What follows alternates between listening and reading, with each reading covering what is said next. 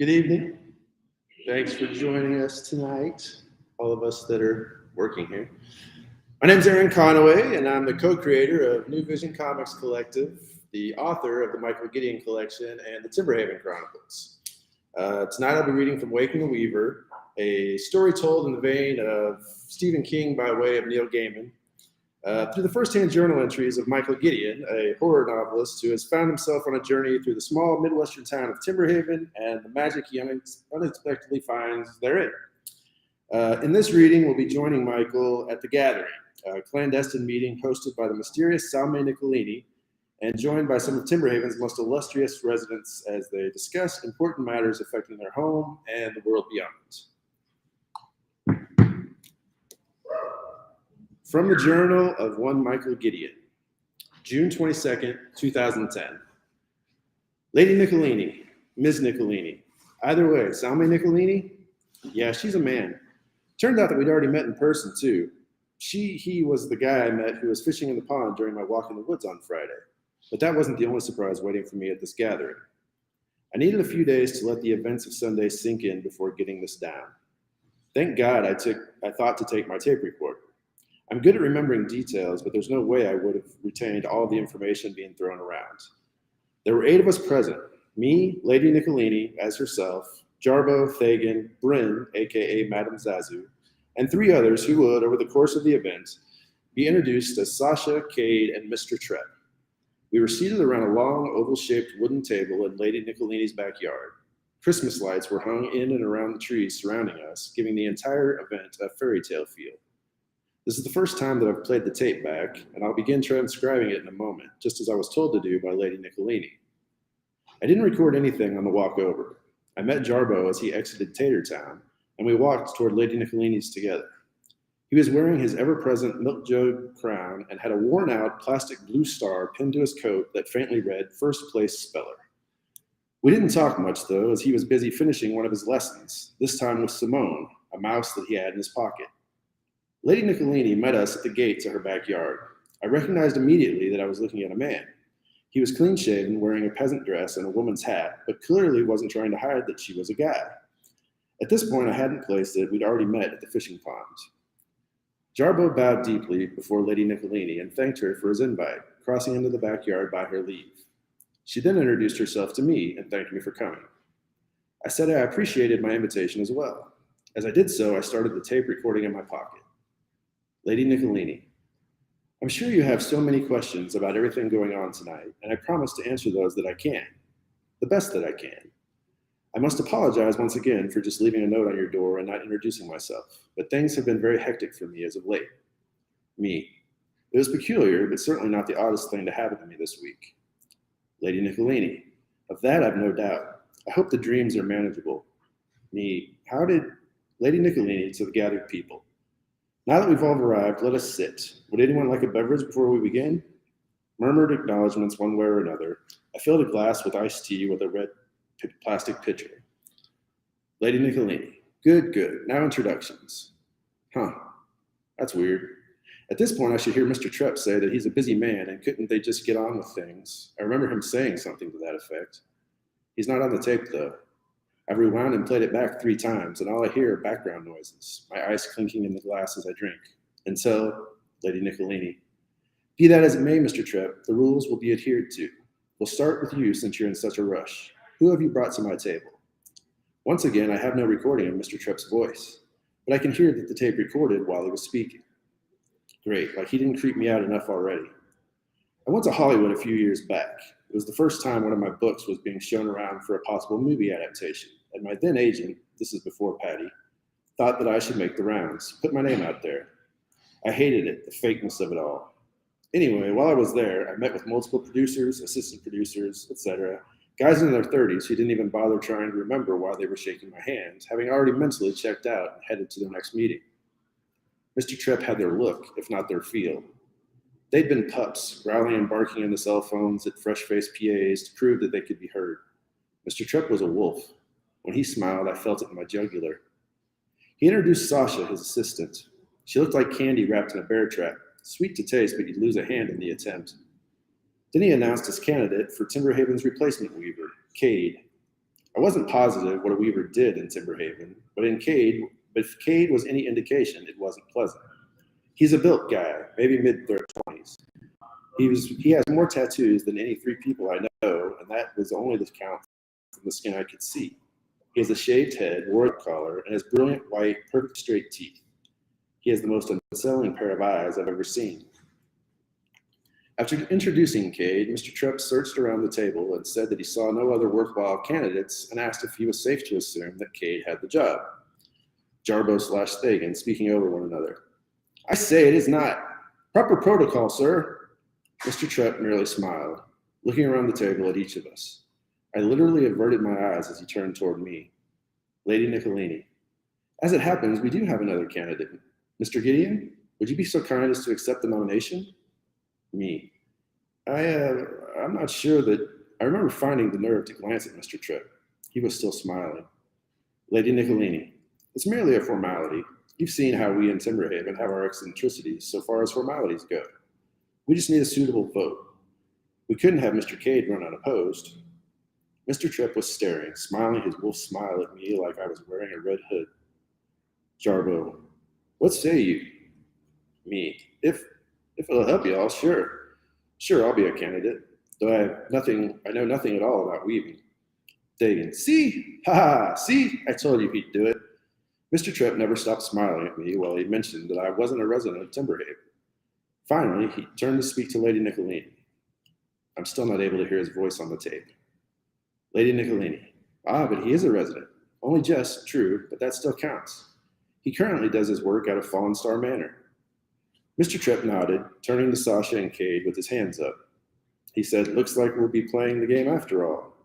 And then we voted. Even over all the sounds of the forest around us that night, I can hear my breathing start to quicken on the tape as the casting starts. Ms. Niccolini was the first to stand. As the voice of 3 this evening, I, Salme, cast my vote for Michael. I feel Timberhaven can only benefit from his talent, and I have faith in his strengths, as well as what he perceives as weaknesses. Samuel, however, remains unimpressed with Michael, having tried to secure a tale from him in the Western Woods, only to be told no. His vote lies with Cade. Number 1 wishes to abstain, seeing the wisdom and neutrality. That's when I figured out where I knew Miss Niccolini's face from when she mentioned Samuel in the woods. I still don't really get the voice of 3-bit, if she suffers from MPD or something, but after she spoke her vote and took her seat again, the voting continued to her left with Bryn. I sense fantastic promise in Michael, even if he can't sing. She had smiled at me. He gets my vote. As Bryn sat down, 2 dogs began barking in the background on the tape. I was so wrapped up in the events at the table, I only vaguely remember it happening, but Jarbo was yelling on the tape, Lincoln, Leopold, stop that ruckus immediately. Meanwhile, to Bryn's left, Thagan had risen to speak. Mr. Gideon, Michael, is my vote. He saw to my safety when I had no one else. He's a good friend and will make a fine weaver. I had no idea what Thagan meant. I mean, I looked out for him when he was going to walk into that branch the other day, sure, but it's not like I gave him a kidney. Wait, what was that? Thagan was sitting right across from me, close enough that the tape seems to have caught him muttering something under his breath. Let me try and rewind it, maybe crank up the volume. I can't be sure what he's saying entirely, but he's definitely mentioned Dorothea as he's sitting down. In reading back through my entries, I saw that that's the second time Dorothea's name has come up. Interesting. Sasha stood next. Cade is an amazing talent. I could guarantee a solid 16% increase in ad sales if I could have... I remember that Mr. Trupp said nothing, but it caught her gaze just here. But he would be of fantastic use here in his hometown of Timberhaven. Help you guys out of your buying. I vote for Cade. Mr. Trepp stood before Sasha had even finished sitting down. He started speaking, yet again I have no audio for him, about passion and proven metal. It was pretty powerful, actually, a bit bizarre too, but this whole thing was. He cast his vote for Cade, brandishing his arm toward him like a proud father. Then Cade rose to speak. His eloquent speaking voice in no way matches his appearance. I am Timberhaven's weaver. I've trained my entire life for it. Darkness holds no mystery for me, and so can summon no fear. We have sat undefended for far too long, a situation I intend to remedy. I vote for myself. Next up was Jarbo. I apologize, Lady Niccolini, for the disruption by the boys. Huskies are notorious for forgetting their manners. It's double lessons for you lot tomorrow, he yelled, the ladder over his shoulder. At any rate, I vote for Mr. Gideon. He's what we need here, I just know it. It was at this point that the pressure was getting to be too much for me. I felt prodded and pushed. I didn't understand anything that was going on. Information was being thrown around at a mile a minute. Things were going over my head. I was just about done. Mr. Gideon, Lady Nicolini said. Yes? Yes. Yes. I don't really, this is all just insane to me. I don't even know what I'm doing here. I had looked around the table. Jarbo and Thagan looked hurt. Brim disappointed. Mr. Tripp smiled his toothy smile. Well, Mr. Gideon, it appears that you are breaking a tie in Timberhaven's vote for a weaver, Lady Nicolini said, smiling, and doing a fine job of it, might I add. I know that your mind must be positively racing with questions and doubts. You're no fool after all, and you're not crazy. Dreams coming at you while you're asleep and awake, weird noises and neighbors, all when you had only come looking for a quiet place to do your work. It would fill anyone with nerves. But you're a writer, even more so a storyteller, a fly on the wall in every room you've been in.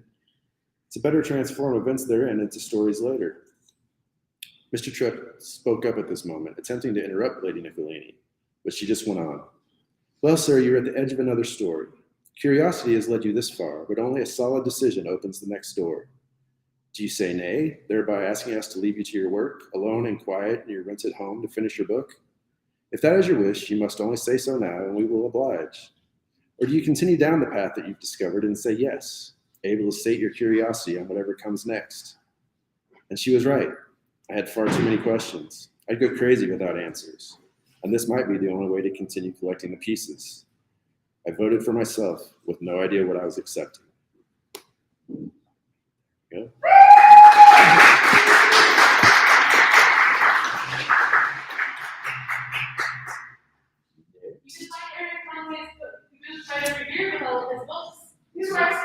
His mic is crying. Everybody can just take a drink. You can feel free to walk around before we get to the next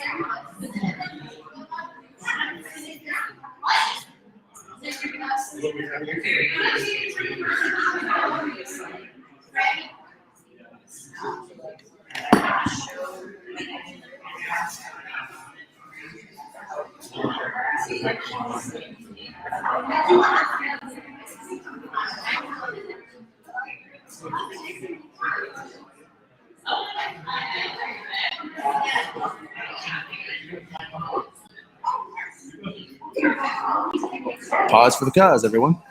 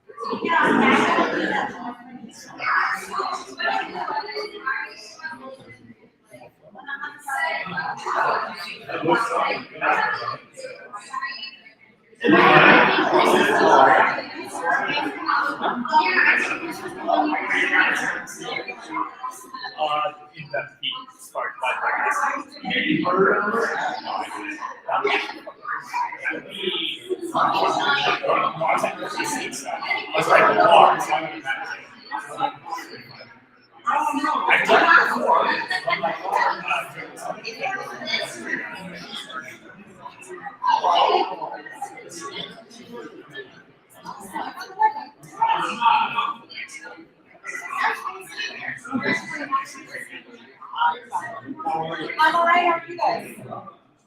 Yeah.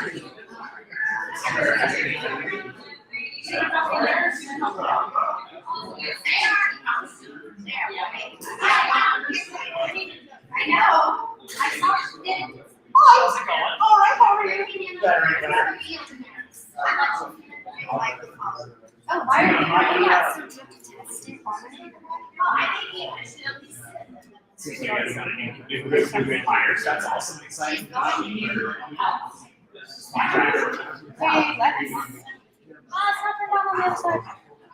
This is on. I'm gonna go make sure the other side's on.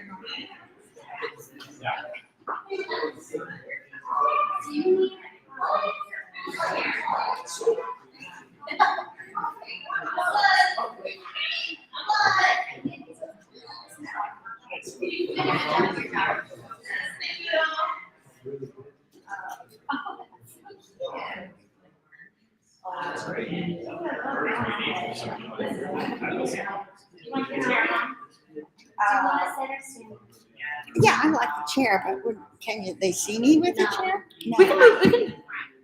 Mhm. You could sit in. Well, she's gonna be live streamed. Mhm. Oh, is that okay?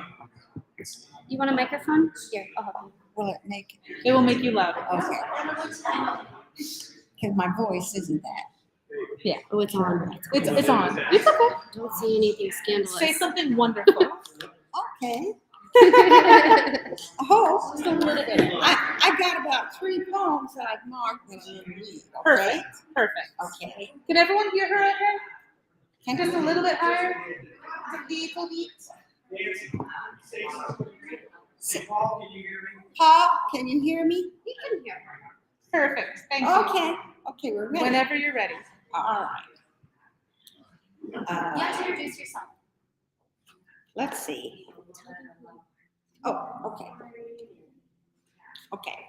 I'm Nancy Mossberg, and this is my second poetry book, and I'm really excited about it. The last one was 10 years ago, so it took me a long time to do another book. So I'm really thrilled to be able to share it with you. Okay, I'm going to read a couple of my poems. In this age of technology, here I am, coping with the speed of news, cars, and science. I ask, what need then for poetry? Maybe just a desire to make something beautiful in a world turned upside down. A universal balm for trauma is tea to help people cope. Myself, I prefer whiskey on ice. That's supposed to be a witty one.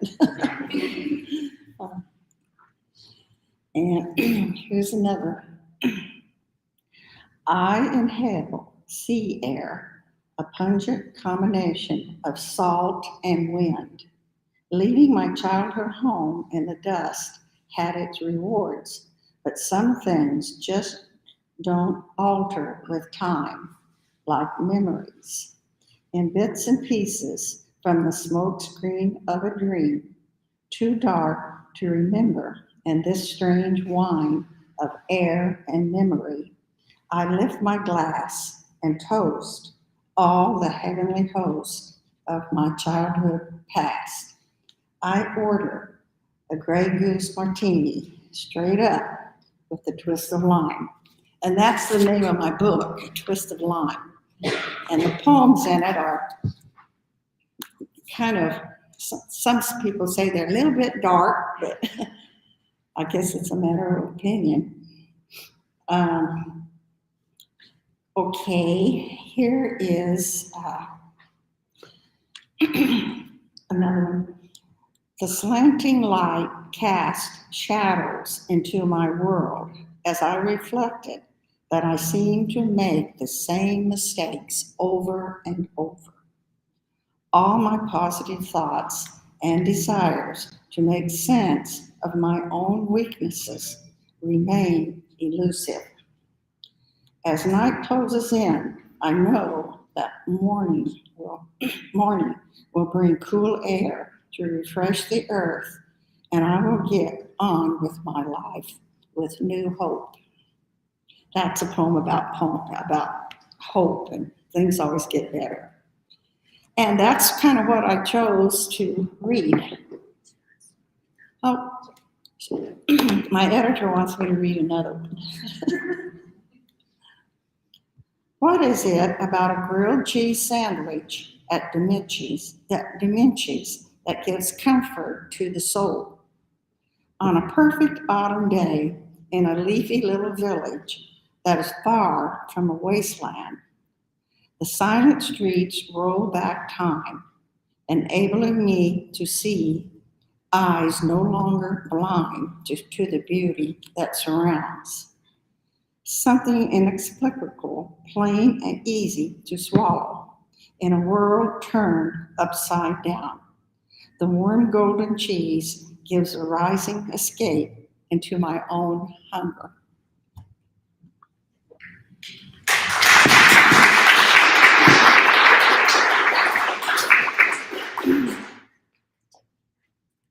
Good.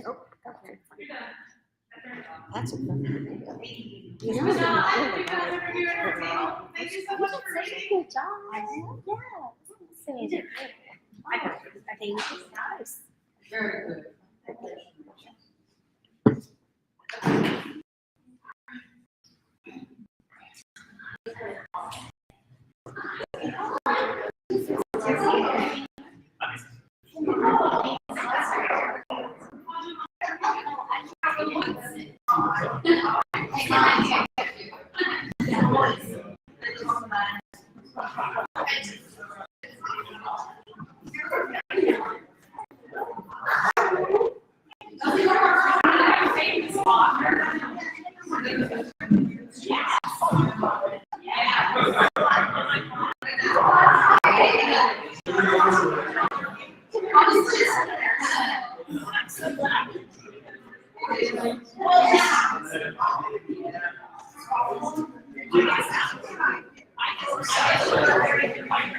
I'll say it.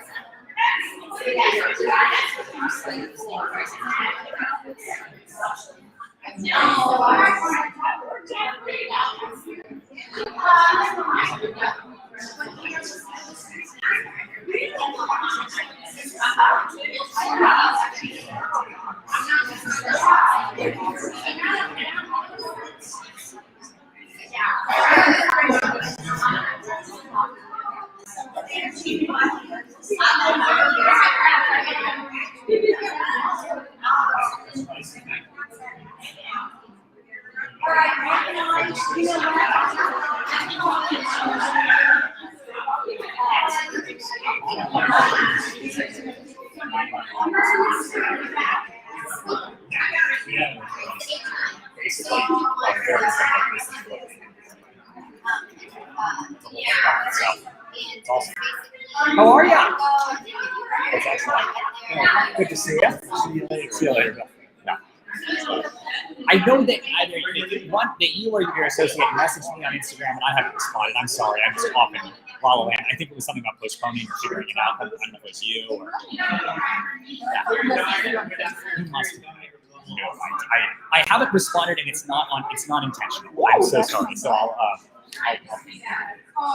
yeah, we can whenever makes sense. So now you know this. I might be a little taller than You can make it. Okay. Move the people down, and I was like, I've been a terrible job. And you can keep this wherever you need to. I'm just.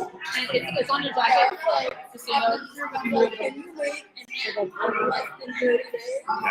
No, like, Well, don't forget, introduce our yourself, current lineup and then whenever you're ready. is it's curious.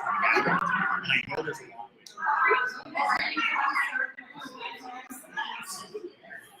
Hello, everybody. My name is. Hi. My name is Kelsey Walker. My name is Kelsey Walker, and I wrote the book Face Everything and Rise. So this is the book cover, but I'm reading from an older one. So the book is about the death of our daughter Hope. So at 17 weeks pregnant, we found out she had osteogenesis imperfecta type 2, which is the lethal version of brittle bone disease. So all of the bones in her body were broken. Her ribs were breaking in on her heart and her lungs, and she was suffering, in plain and simple. And the thing is that her condition was actually threatening my life too. And so we made the difficult decision to terminate the pregnancy. And this book is about that journey, what it's really like to have to make that decision, what the procedure is, because there's so much crap that surrounds it that people just don't understand what they're getting into when they go through it. And it's about that. It's also about the darkness that comes from the laws that are wrapped around the clinics that these happen at. And how those laws, like asking me 6 times if I wanted to be there and do that. And the deep down in my heart of hearts, did I want to be doing that? No. But the fact is that we needed to save my life and Hope's suffering. So this book is about how that journey transformed our lives, my life, my husband's, and my son's life, and how we found the strength to rise. After the Women's March in October, women embraced me, and I'll read a passage about that, and it really helped heal me after the tragedy that we had. So this is a couple of excerpts from Face Everything and Rise. So this is, the first passage is from right after we found out that there was something wrong with Hope. We didn't know what was wrong yet, but the doctor basically came in and told us, just prepare for the worst. Ringing, ringing, ringing. My ears shriek with the piercing sound of ringing. The air that I breathed in when I saw the look on the doctor's face when he walked into our tiny, stifling exam room had long since gone stale. I felt it stirring, welling and building into a scream. Finally, it clawed out of my lungs in a sharp choke. Hot tears burned down my cheeks and dripped down onto my chest. He said, I'm so sorry that you will never prepare. You need to prepare for the worst. Your baby will not make it. There was nothing but ringing after that, ringing and crying, and a hole punched in my chest. I remember asking what exactly it was. He replied he knew just that the baby had measured small, and that there was something wrong with its spine and skull. There was a specialist in Wichita he went to school with who could tell us more. Then nothing more before he left the room. I left the snipping of my worldly tether being cut. I didn't reach for my husband, but he came to me and held me while I sobbed. A horrible whinnying sound escaped my soul as I felt terror for my unborn baby. So many thoughts were racing in my mind. This can't possibly be happening to us. We were out of the 13-week danger zone. What about Caden, who weeks earlier we had told him and had been excited to be a big brother? How do we do this? I could feel nothing but my heart breaking. I could feel cracks forming fissures in my being, We tried for our baby. We wanted our baby. Minutes melted by. No one came in to check on us. No comfort from the nurses or staff. It wasn't until Chris released me and said, "Let's go, we have to pick up Caden." That's when I stood up, my face swollen from tears, head reeling and knees weak. He took my hand. There was only one entrance and one exit at the clinic. This meant walking through the entire clinic to get to the car. I felt the pressure of his hand in mine and tried to focus on that, but as my body moved through the clinic, it all passed in slow motion. The grave looks from the nurses, the whispers, the pretending to look at charts, but seeing me through the corner of their eyes. We almost made it to the first door when a nurse led a very pregnant woman through. Her glow was unmistakably dimmed by her when her eyes met mine, filled with agony. Chris pulled me through the door and to be met with the waiting room.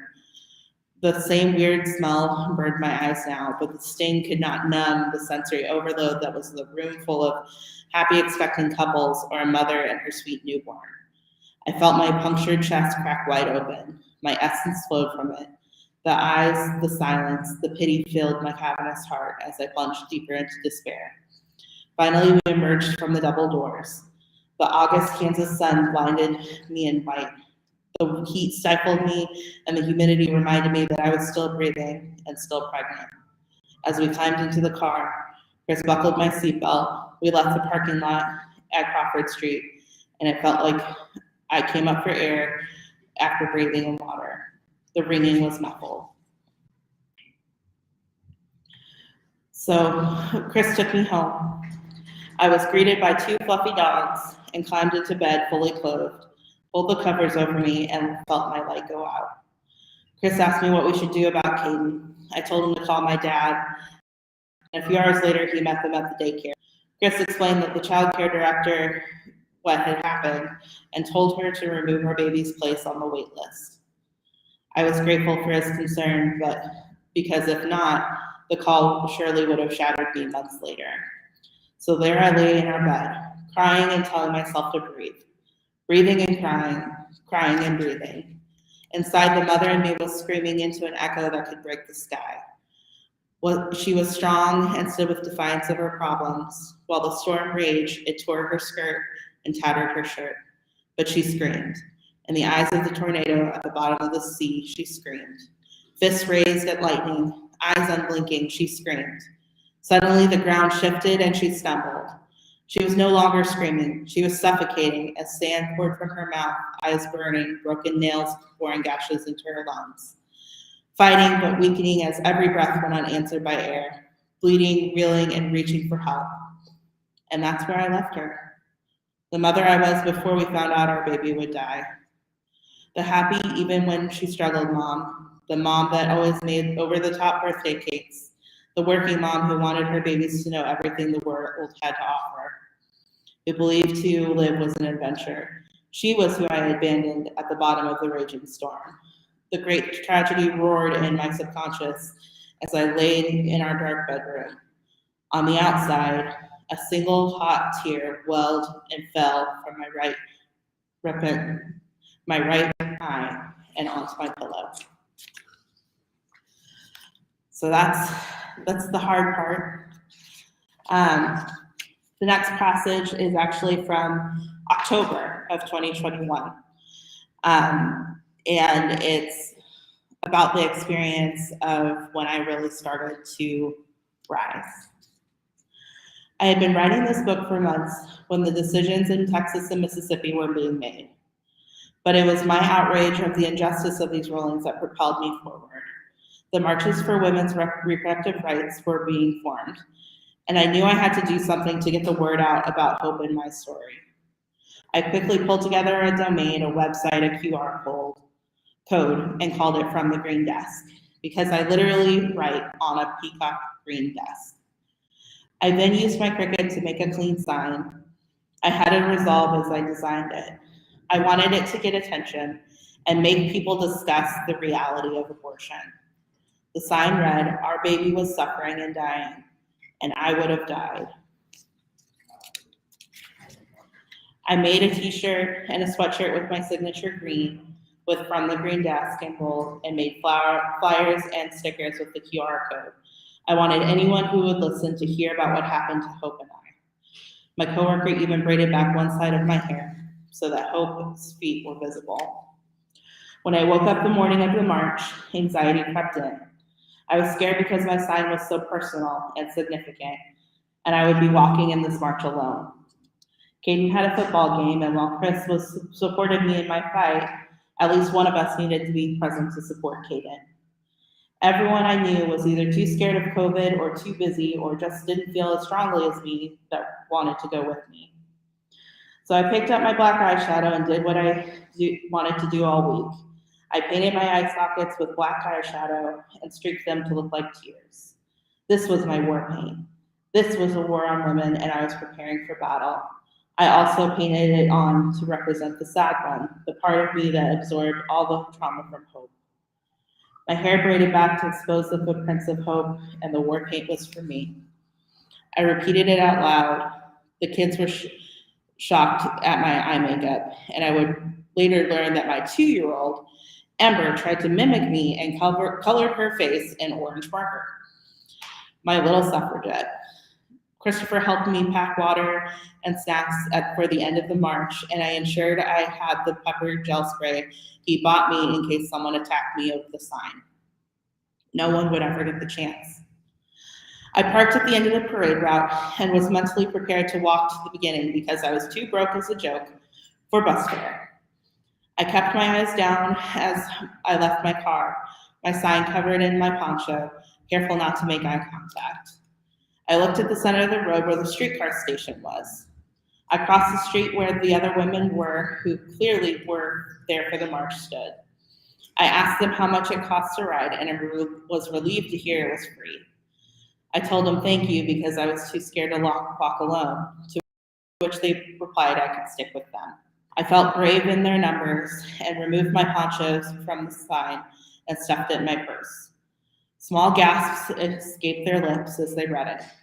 One asked if that was my story, to which I replied in affirmation. She said, "Thank you for sharing, you are really brave." She then took a picture of my sign. The streetcar ride was far shorter than my attempt than trekking to the beginning would have been. Hundreds of women and sprinklings of men were at the rendezvous point. Women of all walks in all sorts of attire and a wide spectrum of signs milled through a large parking lot. I was scared, so I stood inside the parking lot, leaned my sign against me, and waited for the march to start. It didn't take long for women to start approaching me, asking me about my sign. I explained about Hope's condition and why I took the option of abortion to save my life and end her suffering. Women cried with me, held their hands to their hearts, and embraced me. Pandemic be damned. Each woman poured out respect and love into me from their cup, and slowly I felt my own cup starting to fill until it was spilling over with support. I stood up taller, and when it came to the start, I was near the front of the line, protected and surrounded by women. I did not feel shame or guilt any longer.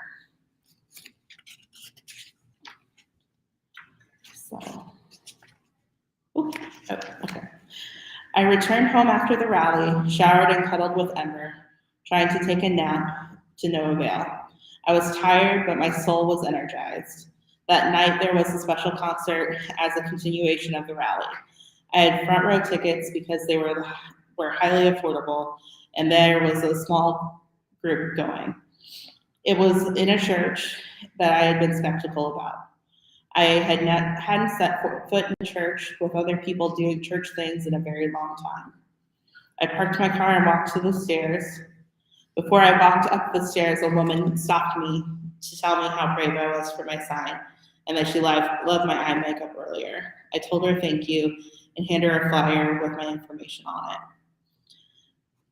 A man checked my ticket and I walked to the front of the church where I took my seat. I was so scared of the church and of handing my flyer out, but my knees were shaking. Soon 2 men sat next to me. They were friendly and struck up a conversation, and one noticed the flyers in my hand. He asked, what you got there? I told him Hope and I's story and that I had permission to spread the word by handing out the flyers, but I was too nervous. He had me hand him the stack of flyers, and he split them between him and his friend. He then led me to the man who was the pastor of the church and explained what was going on. He asked me if I wanted to tell my story to the audience. I froze, but said yes. They led me to the stage of the church and gave me a microphone. I was shaking, my body and my voice. I had spoken in front of people for work all the time, but this was different. This was telling our story. This was vulnerable. This was scary. I took a deep breath and said hello to the crowd. Everyone immediately stopped talking and turned their attention to me. I told them my name and said that they might have seen me at the march earlier. I then explained our story, and when I finished, people stood up and clapped for me. I had taken me back. And this is the last bit. The night of the rally, while I slept, I met the sad one in my dreams. Her eyes were not nearly as dark. Her skin was not as ghastly pale. She and I met at a river and sat in the babbling water. She let me wash the evidence of the storm away. I took a sponge and wiped away the sand from her mouth, the blood from her eyes and her neck. I brushed her long black hair and pulled it away from her face. I sat beside her, and the reflection of the soft current, the sad one, was replaced by film on Kelsey, but older and more assured of herself. It wasn't long before I realized that the reflection looking back at me was my own. I had taken me back. That's it.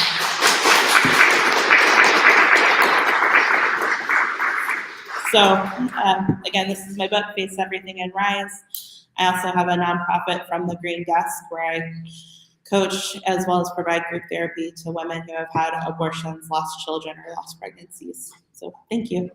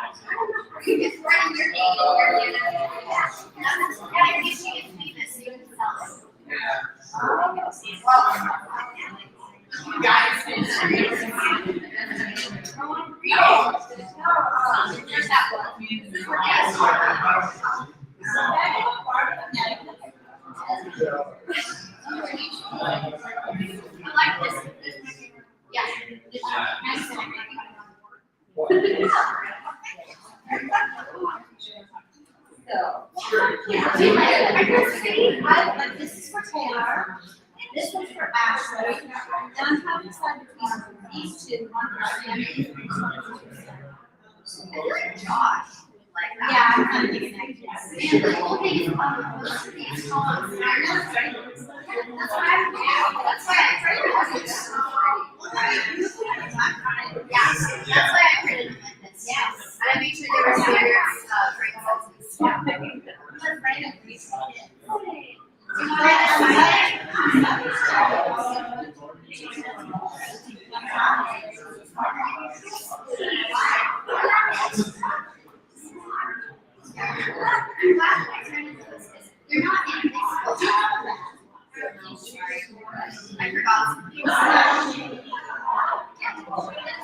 I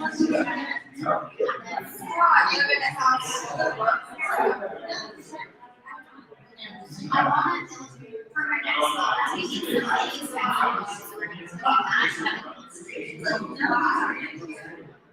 this is on different topics, those are more. Yeah, I know it's hard. The one at the way end, that's the only one that's in.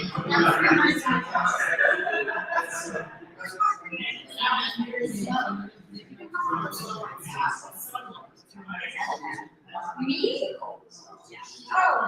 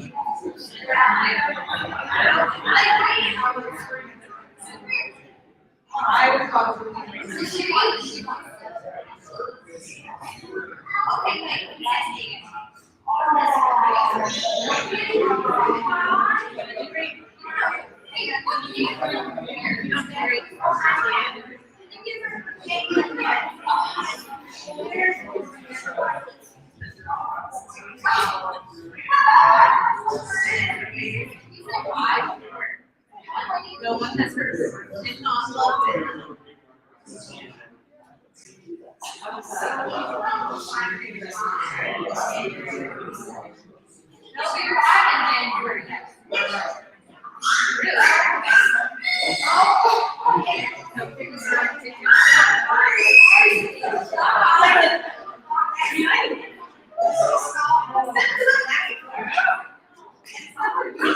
Yeah, my hair is long.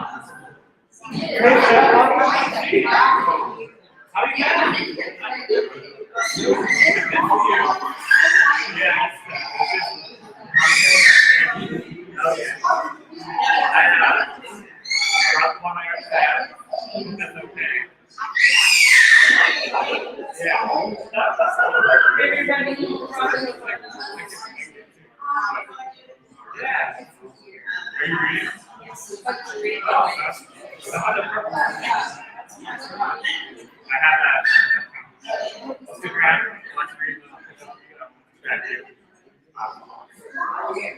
You type in the card, swipe the card.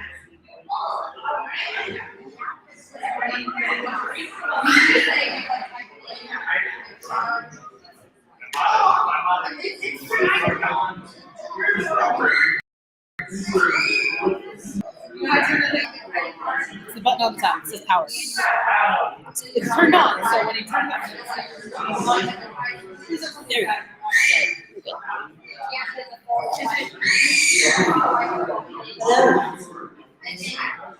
Hi. Happy National Poetry Month. My name is Steph, Castor. I'm going to be reading you some steamy love poetry, and I do recognize there are some children in the building, so just a respectful heads up that there will be some profanity. So bear with me.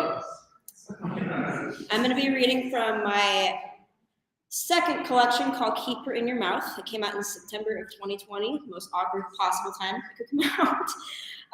Here we go. This first one is called Triple Word Score.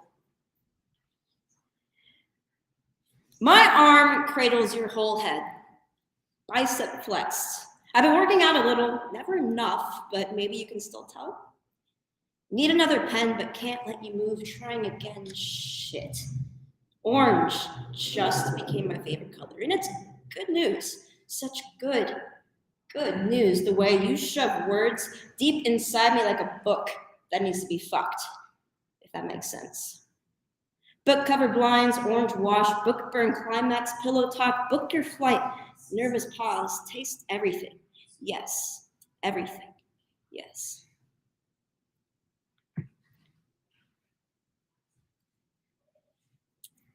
So this next one, it's probably one of the weirdest poems I've ever written. It's called Slim Jim, and I apologize to the vegetarians in the room. I think it's sexy when you eat meat. Like the way you think it's sexy when I make it. You love it most with a little heat, a slow smoke oak pit. Like the way you think it's sexy when I make it, I come undone. A slow smoke oak pit, meat stick pun. I come undone and you pull me apart. Meat stick pun, your mouth makes art. You pull me apart. Taste salt, then I bite into yours. Your mouth makes art. Fuck-worthy carnivore. Taste salt, then I bite into yours. You love it most with a little heat. Fuck-worthy carnivore. I think it's sexy when you eat meat. Thank you. So I'm used to performing with, other artists like burlesque performers. This is a very new setting for me. So thank you all for your patience. No pasties this time, but happy to be here. This next one, so I don't know if Lucy wants to talk about this at all, but the book club that you do. I was lucky enough to have them feature this book last spring. And one of the poems that came up a lot was this one. It's called Magical Thinking. So it's for you, Lucy. Magic is a word to be broken. You pick up the pieces and reassemble them to make your own sense of your own situation. That's all it ever is. A situation, a perspective, reluctantly shared, rarely welcome, all in the sting of disbelief and the wars it could start. No, that isn't my card. No, that isn't my card. No, that isn't my card until it is. And you have to begin sorting some shit out together. The magician starts unskilled, unrehearsed, and you are just unopen to the idea that sometimes, in order for things to be whimsical, you just have to participate and not worry about the damn trapdoor. Thank you.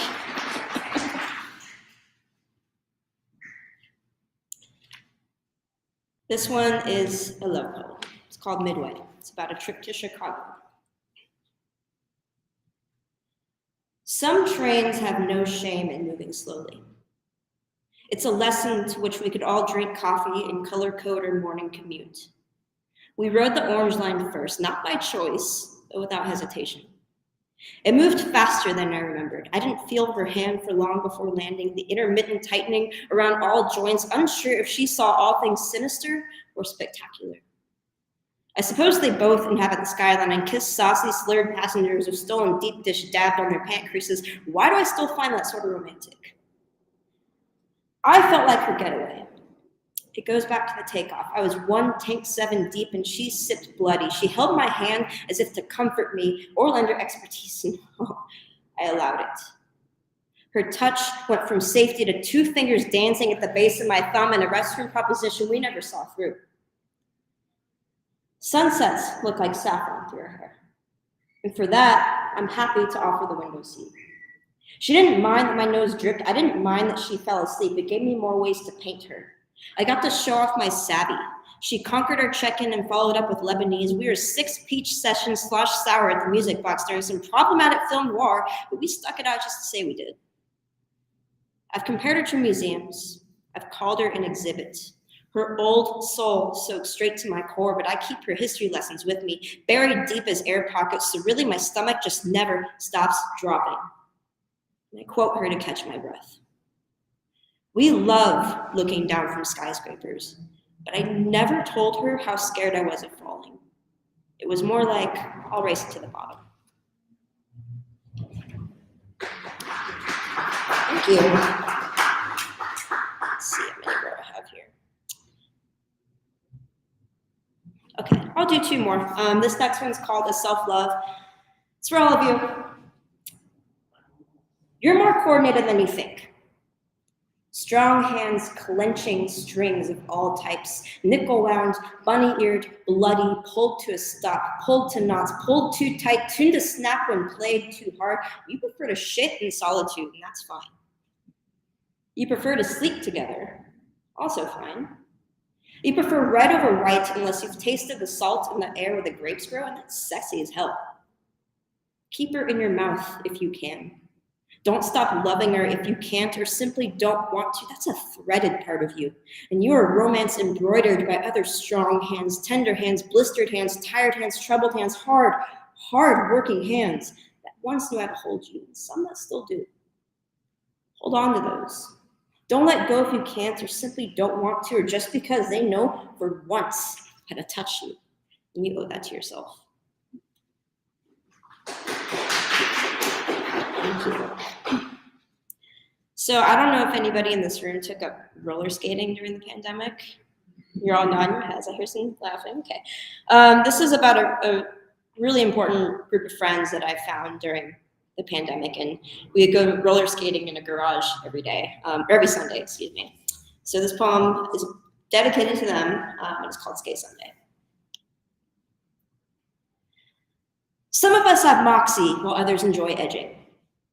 Either way, we wear our tube socks and coordinated outfits like a mixed bag of gummies. We are an empire of slow toe stoppers and high-waisted acid wash, wrist flicks and bruised legs, razor burn and road rash, hard parts and tight fades, lipstick and Taylor Swift, broken arms and blonde bangs, slap shots and sore ass cheeks, arcade goddesses and lukewarm sex jokes executed perfectly. We are a gang of cryptids and public figures, group circles and talk therapy, video games and tarot readings, pole dancing, dilettantes and former drag queens, a shitload of Geminis, and some stippled earth energy. Matching gold bracelets and strawberry truly, tripping school teachers and weekend dumpster divers. We are the sister wives of Sarah Castle, midtown switches, just bitches that want to vibe. Shut the fuck, you wouldn't get it. We are rooftop rejects turned court keepers, and our thighs are looking great. Thank you all.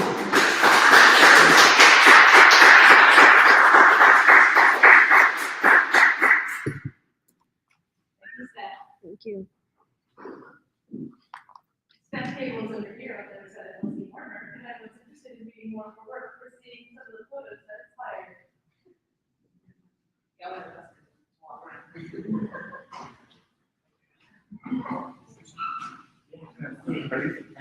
These are the original prints.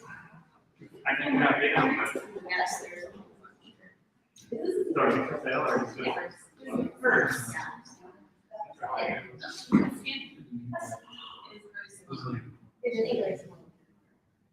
You're very good at speaking. I appreciate it. I have a lot of practice this week, actually. What do you have to do?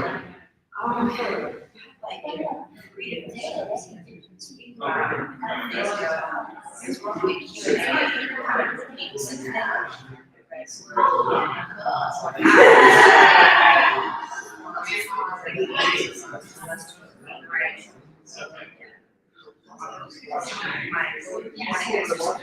Yeah.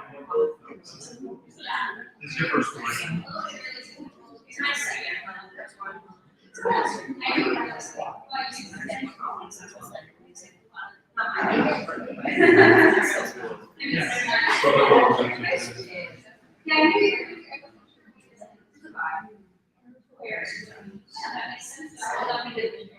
This is your this is the word. It is, so.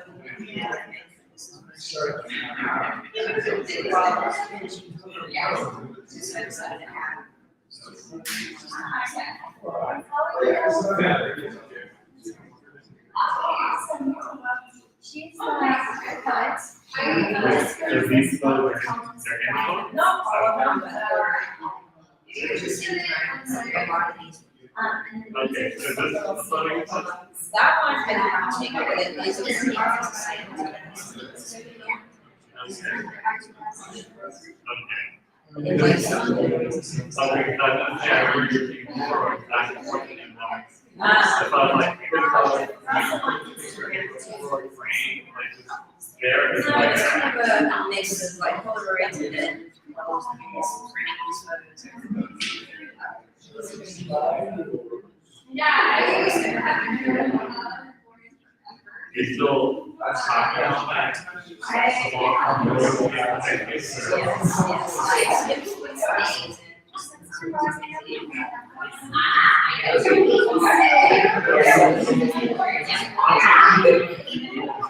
you still talking about that.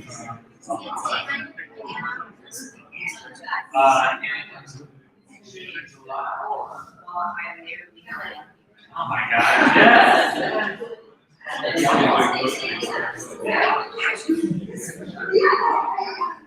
We want to,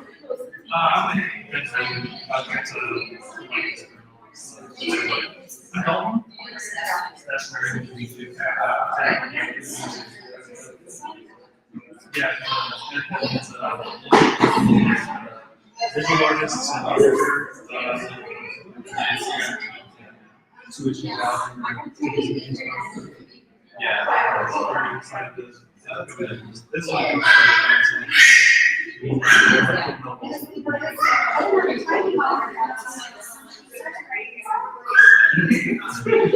You feel like you're like a yeah. No.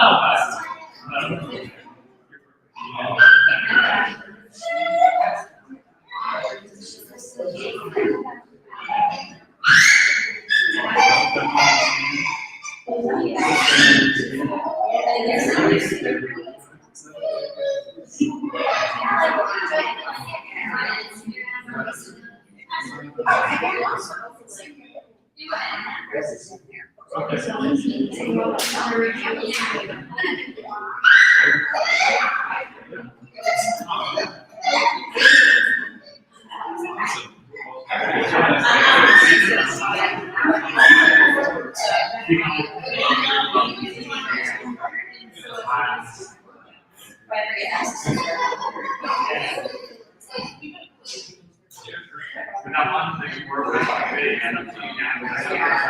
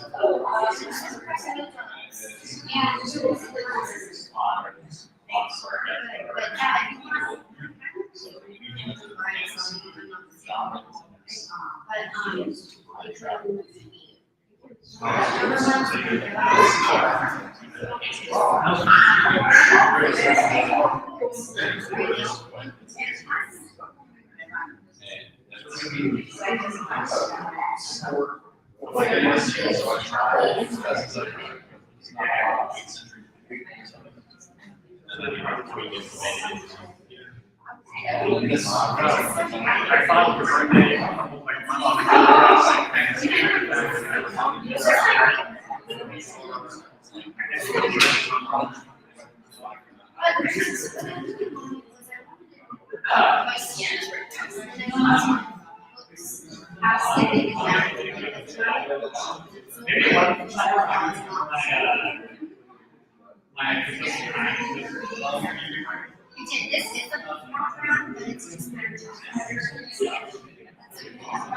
Oh, no, it wasn't your birthday, it was.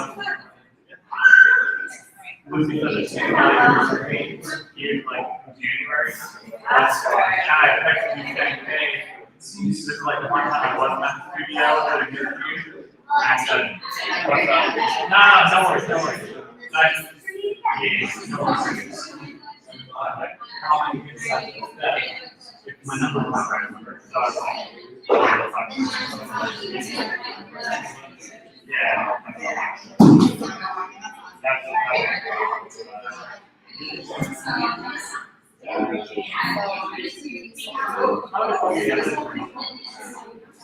No, don't worry. I know.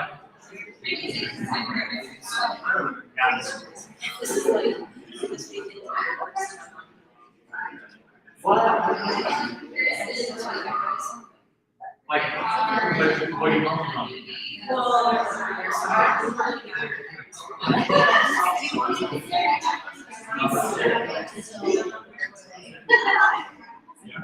But I'm also saying with the guy and say,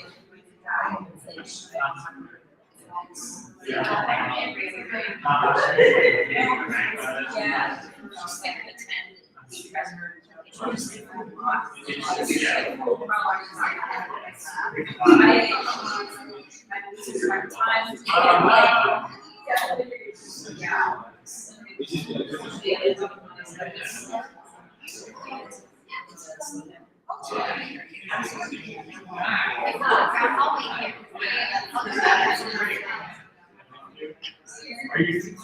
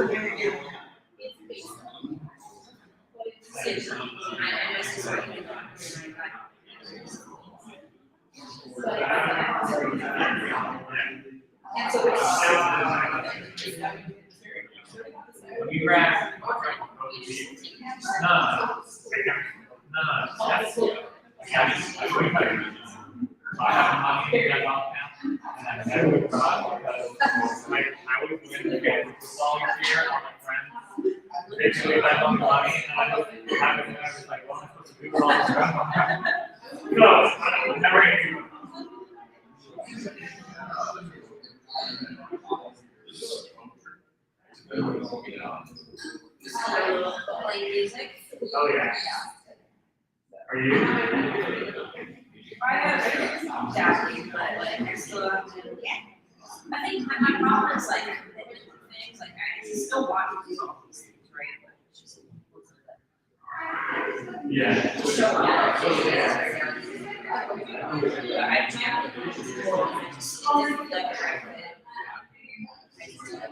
Like, I'm 5-year-old.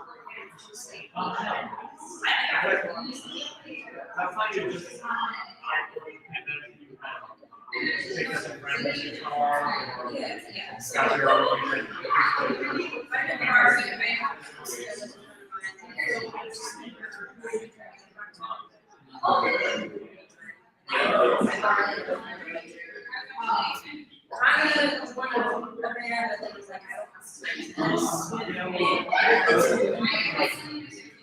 As a 30-year-old, trying to make these memories of the world, I don't just have schedule to that. Oh, let's try to get together last Sunday for this month, and then see,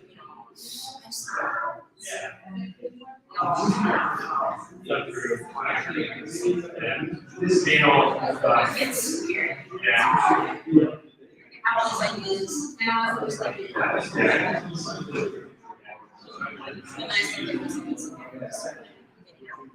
Yeah. Yes. What?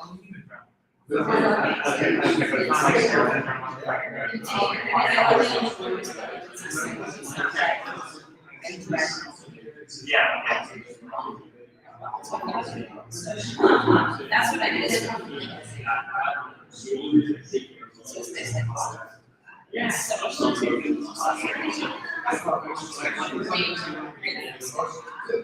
Yeah. And it's also got to be right. Like, I forgot how well you were doing. Yeah. Yeah.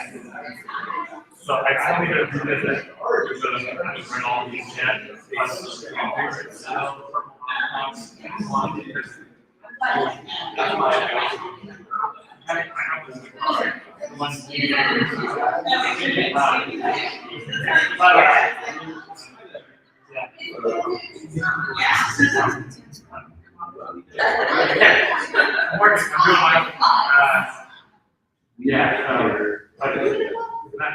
You're not. Maybe read something out like that one. You're not.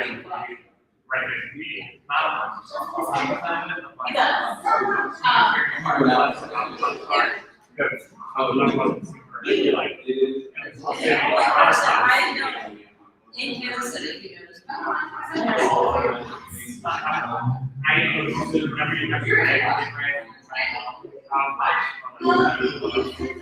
so this your favorite Other Redux is my second favorite. Other brands are just everything.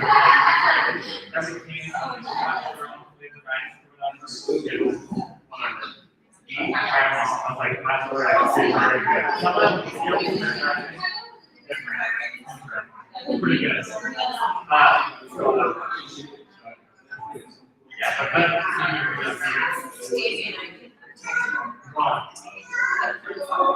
oh my God. It's not like so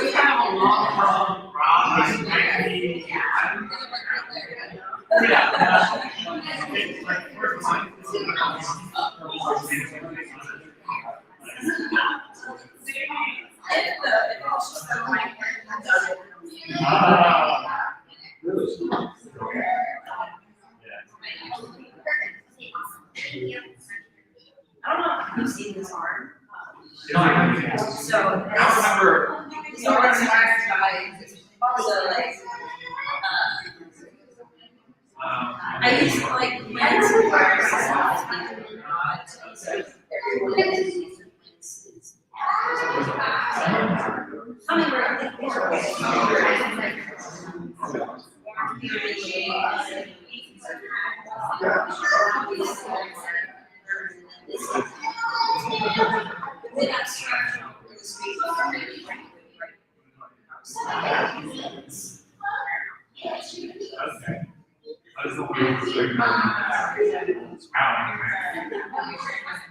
I like to get tattoos for my poetry, not that narcissistic. Hi,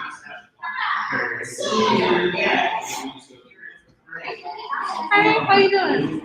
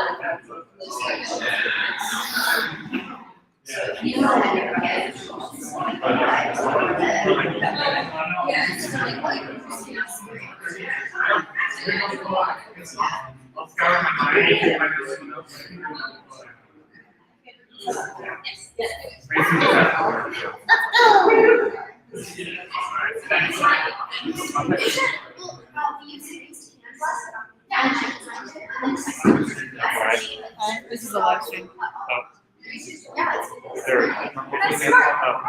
The laptop. So it probably like 20 minutes. Yeah. Okay, I don't know how to use this. Talking to the third with the fuzz. Yes, thank you. I don't know where to like put down. You can leave it on the table if you're not planning on walking around. You can hold it in your hand. You can flip it on your shirt. Yeah. And then just say something. See if it works. Testing. You can either lift it up higher if you want it to be louder. Is that better? Is it on? It is on. I'm gonna turn up the volume. Yeah. Let's just check.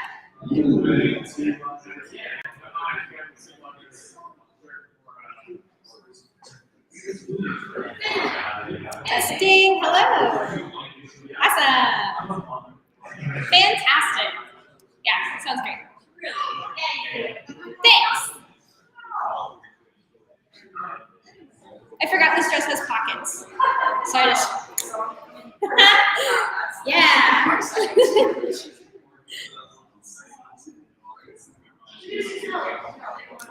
I'm being patient. People are talking. I'm chilling. Everything's fine. Everything's fine. Slowly but surely. You're okay. It's okay, sir. Everything's fine.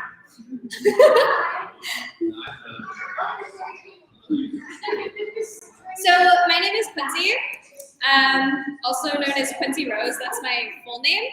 But I self-published this book right here, Bare Walls, Clear Mind, in January of this year.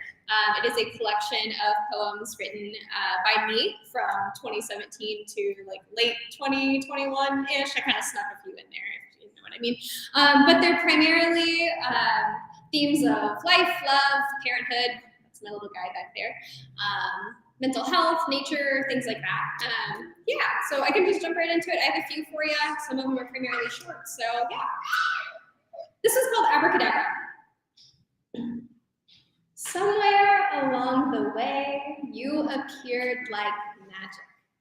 And there I was, pulling rabbits out of my hat, like each surprise was actually surprising. And there you are, pretending like I'm the most incredible magician out here on this stage of life. And maybe you're right. Maybe in your world, I'm the greatest there ever was. I promise I'll always pull flowers out of my sleeve for you. The next one, it's called Superstition. Do you believe in fate? She smirks as she asks the question, half expecting me to giggle and say, of course not. But I pause, which also causes her to pause. As the smirk fades away, these words leave my lips. Well, of course I do.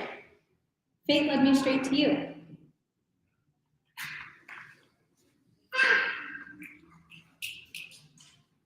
This is called Collections. There are no true definitions to where we end and the people we love begin. We all become collections of the pieces we borrow from other people. The way you make your coffee, your favorite song, that certain way you part your hair, all from people you have loved and shared your life with previously. Whether or not these are positive associations are a different story. I did not stop and start with each person I shared my life with. No.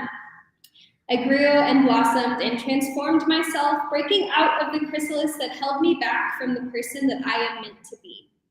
With each passing day, I become the person who I am meant to be.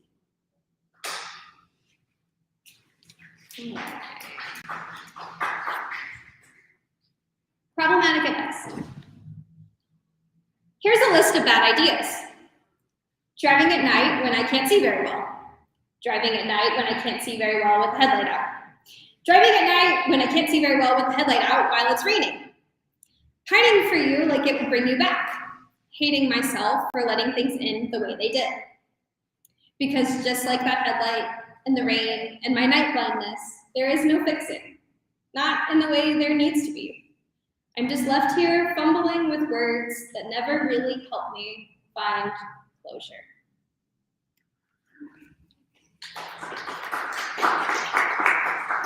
This next one's called Home Sweet Home. I actually just utilized this poem for my audition to be an opening act for Ruby Carr. She'll be here in May, and I'm so excited, and I really hope I get shortlisted, but that's not the point. I do want to issue a really quick trigger warning on this, that it discusses child neglect and drug abuse. So, Home Sweet Home. Picture this. A warm, happy home, a smiling family, love leaking through every window and door. The only thing that hits the floor are toys and pillows during playtime, with little voices yelling, "The floor is lava!" That wasn't my childhood, though. No, mine was filled with slamming doors and empty bellies, because my mother forgot to feed us for the third time this week. Unanswered cries from my baby sister, sorry, I don't know where that came from, who's been in her crib for the last day and a half, because my mother is too busy shooting up for the third time this week. I'm not telling you this for sympathy. I'm telling you this because if I have to hear another person say, "But it made you stronger. But it made you the person you are now. But look where you are today," I will scream. I cannot pretend like my childhood did not set some sort of precedence for the rest of my life. Attempting to walk on the broken glass before me as if I hadn't just crawled through it the night before. I am constantly waiting for the other shoe to drop, for the bad to happen, for my heart to break and shatter into a billion pieces, because it's all I've ever known. I refuse to let this generational cycle continue. This ends with me. Gone are the days in which I wonder if I'll be next. Never again.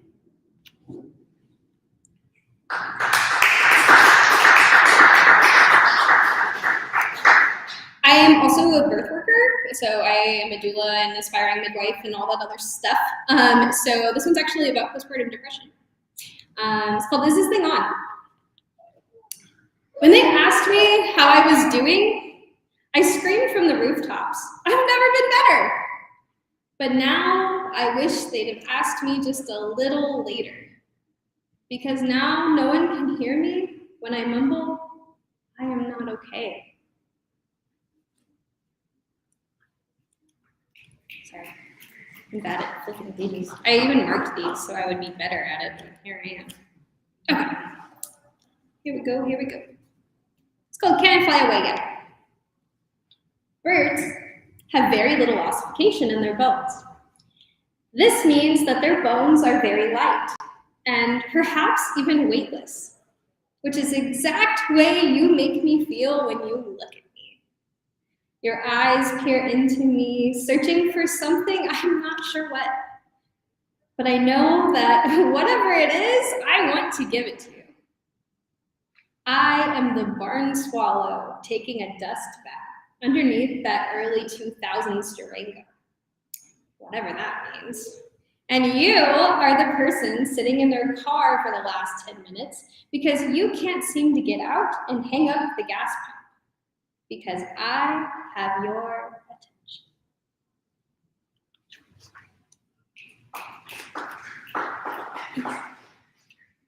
Personality. I once worked at an ice cream shop for exactly 2 hours. And I can find something wrong with everything if you just give me a couple minutes. And every relationship I've ever had with anyone I've ever met has ended badly, without a doubt. And honestly, that's okay. It's okay that there are these not so great parts of myself because there are plenty of so great parts of me too. And I love all of me.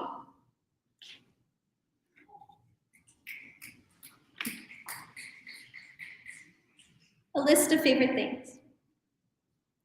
The sun peeking through 12 p.m. clouds. I provide the warm light that beams across your face. I am your late spring, your mid-morning Sunday coffee and banana pancakes, the buzzing bumblebee, jubilant to find her sunflower. A smooth sun salutation on your screened-in porch. I am what you are looking for.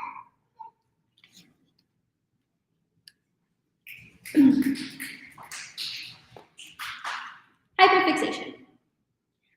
I am but an ecosystem of creativity, a diverse selection of hobbies that never survive long enough to reproduce.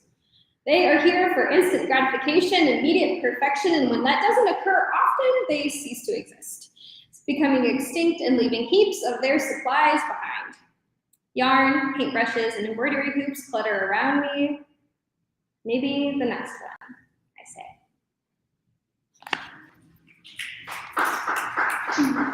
And this will be my last one. It was written for my grandma, who was a lot more like a mom to me. It's called April 9th.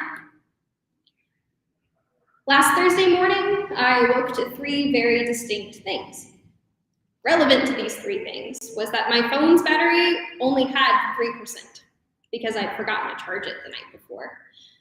The first was that my nose was really stuffy. This, of course, meant spring had finally arrived. The second was that Experian had sent me a push notification that someone tried to use my identity to open a credit card. The third, which is the reason I'm writing this, was a text from my grandpa that simply read, "Grandma passed away this morning around 3. I love you. I'll talk to you later." My phone promptly died. I turned to my then best friend and favorite person who I'd spent the night with and mumbled, barely audible, "My grandma died." I quickly let out a horrified sob, and it seemed that the world stopped in that moment. The woman who had made me, who had given me my middle name and raised me due to the absence of my parents, was gone. No longer would she ask to see my art or for me to fill up her water jug or even criticize the men I dated. That was her favorite.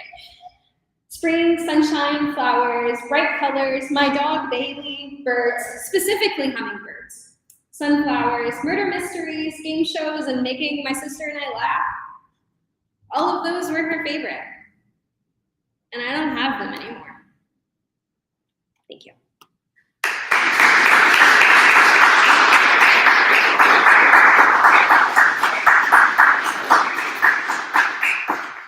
I have a bunch of copies over there. I say bunch, there's actually not that many because I'm underprepared as per usual. But I'm on all socials as @Quincy, QINCY, Quincy Rose Writes. So feel free to give me a follow and hang out. I would love to meet you. Please come visit me. Yeah. Thank you.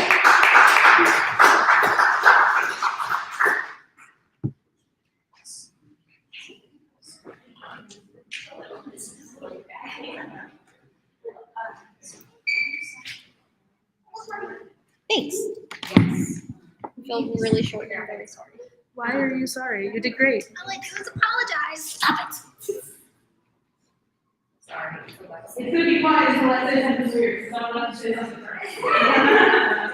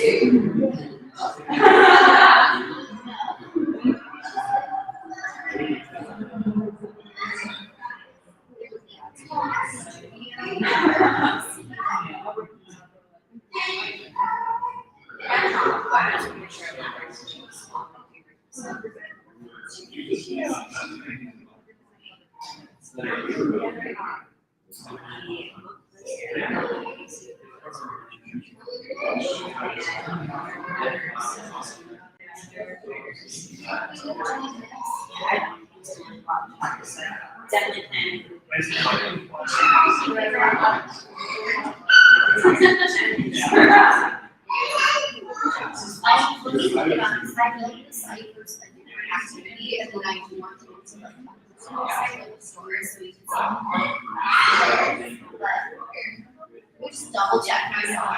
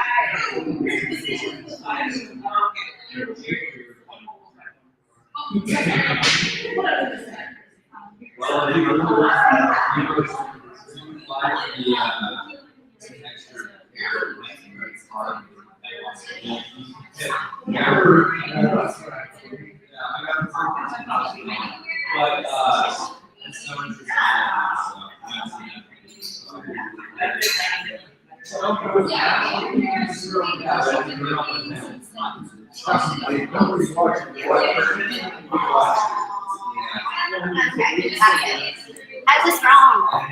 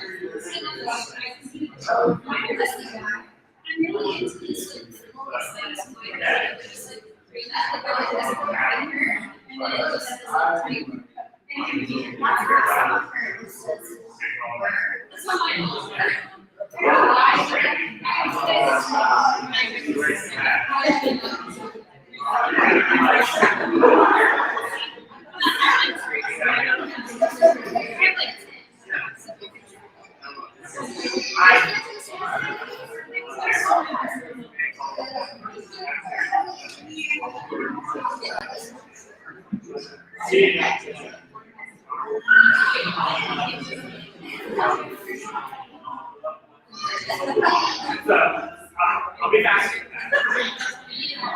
Thank you.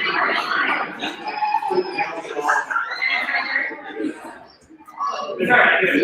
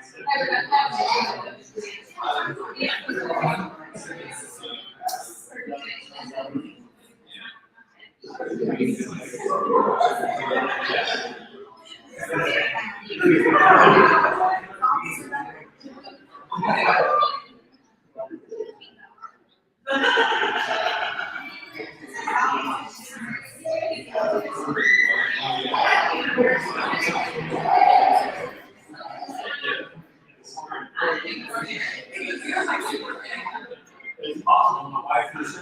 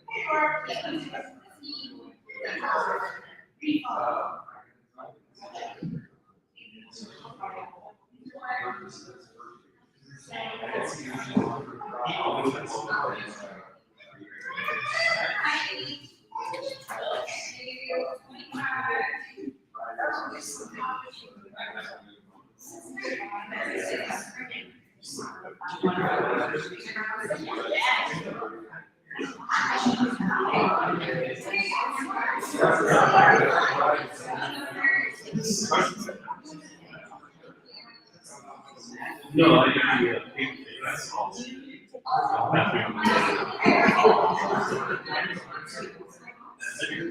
Yeah, no, that's the issue on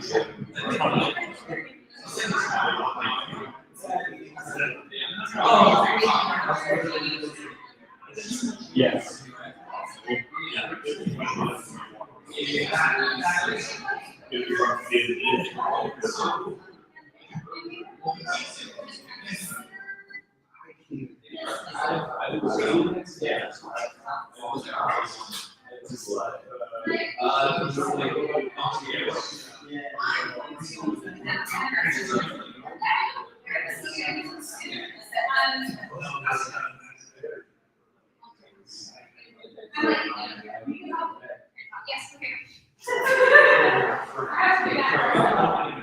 Yes, okay.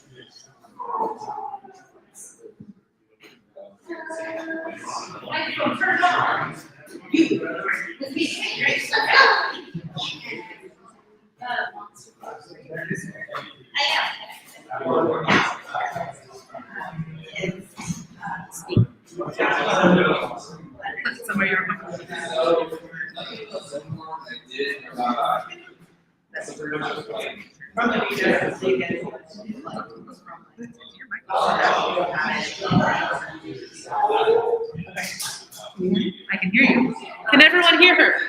Hello, hello. Scream if you can't hear her. Cool. That's true, that's true. Hey everybody, I'm Elsie Mortimer. That's my table over there with the lovely Lucy. I write paranormal, fantasy, sci-fi. Today I'm going to read you the first chapter of Hybrid Academy, Year 1. This is a urban fantasy novel about a girl who goes to magic school. This isn't what I ordered. The tall man in the suit looked at the coffee and sneered. He thrust the cup back at me. A little bit sloshed over the side of the cup and onto the counter, and you'd better clean that up. Biting back irritation, I managed to smile. Of course, anything else I can do for you? Inside, I felt anything but polite. This guy was being a total jerk, as always. I knew for a fact that his coffee had been made perfectly. He just didn't like me because I couldn't do magic. He wanted Maggie to make his drink. A free bagel wouldn't hurt, the man said, jerking his head toward the display of blueberry bagels. I'll have to get my manager's permission, I said. Please wait just a moment. I scurried to the back of the cafe and knocked on the door to the office. Come in. I yanked the door open and peered inside. Tony was sitting at his desk with his ankles crossed over the top. He looked bored out of his mind. What do you want, Maxine? He asked. It's Max, I said, not Maxine. And there's a customer who wants a free bagel. We don't give out bagels for free, Tony said with a yawn. He was obviously bored. He was always bored at the cafe. I know, but he said that his drink was wrong and he wants to be compensated with free food. Tony glared at me and got up with a huff. He acted like it was my fault that he was the manager of the cafe or that he had to leave the safety of his office to come do his actual job. Whatever. I'd been dealing with Tony ever since I started working there. He was neither a good boss nor a team player, so I tried to stay as far away from him as possible. Besides, something about Tony made me uncomfortable, and I couldn't quite pinpoint why. Is there a problem, Lionel? Tony asked the tall man. Yeah, your employee. He dragged the word out sarcastically. Messed up my drink. I asked her nicely if she could fix it. Not a problem, Tony said. He jerked his head toward one of my coworkers. Maggie, make a new drink. She shot me a nasty look, but nodded and started the drink. The cafe wasn't busy and the drink wasn't complicated, so I wasn't sure what the big deal was. Actually, I had the distinct feeling that his original drink had been fine, but he just wanted a bagel out of the deal. Tony and Lionel sat and chatted while Maggie made the drink. I cleaned up the spill on the counter before starting to check our inventory. I wasn't a magic user, so I couldn't just summon cups whenever we ran out of something we needed. Instead, I'd have to trot back to the stockroom, find what we needed, and carry it back. It was kind of a drag for everyone, which was another reason nobody liked me. By the time I left for work that day, I was tired, exhausted, and spent, and I knew my grandmother was going to be beyond pissed that I was late. I ran up the steps to the little log cabin where I lived with my grandmother. My heart was pounding, racing, and I silently begged it to stop. Slow down. It needed to chill out. Overreacting never turned out well for anyone, least of all me. I smelled sweaty and I was tired, both signs that I left work much later than I should have. I didn't want her to give me a hard time about it. Mimir had enough to worry about. She didn't need to be concerned that my boss still wasn't letting me leave on time or that my customers were constantly giving me a hard time. That's the price I paid to work at a cafe in Brooksville. Nobody liked me because I was poor and an orphan and I couldn't do magic. All of those elements combined to make me one of the most disliked people in town. Despite trying to have a charming personality and showing kindness to the people around me, I somehow still managed to catch the eye of every magic user within shouting distance, and not in a good way. I glanced down at my work clothes, my once white house splattered with coffee, no thanks to Maggie and Justice for their assistance at work. My jeans had fared just as poorly. They had a few new stains, a new tear. It smelled slightly questionable. Mimir was definitely going to notice something was wrong, and I hated to make her worry. She worked so hard to raise me, to take care of me, that the idea of letting her down again filled me with stress and anxiety, and I wished once again that I could use magic. I wished that I had a wand, that I knew spells, or that I had, powers. I wished I could whisper a few carefully practiced words and somehow whip up an appearance she could be proud of, but I couldn't.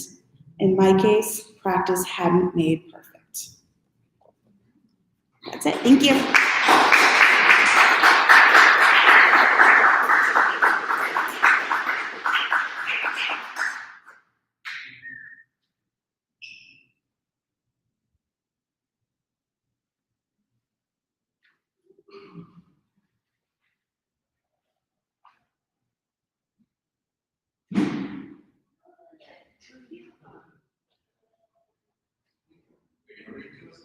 I'm not, the mic's turned off. I'm afraid I can't read. Surprise.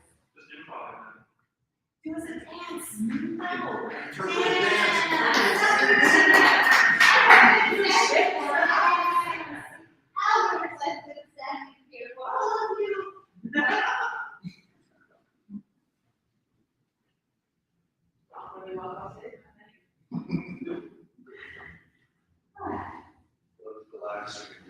Listen to that. Yeah. You turn it down, dance quick. Well, now that I'm not company. Pretty good. We do have dance classes almost every day of the week. I can come see you dance.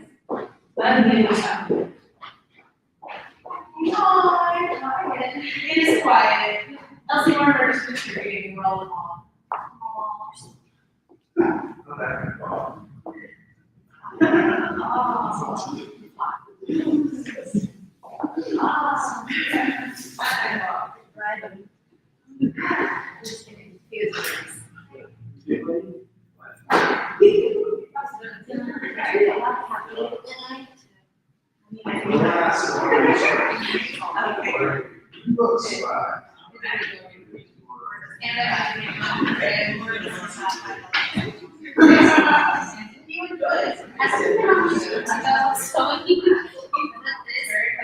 This was one cup, it's full. First I need is if you take out, but you fill this one and stuff this in that. Hello, I haven't seen you earlier today.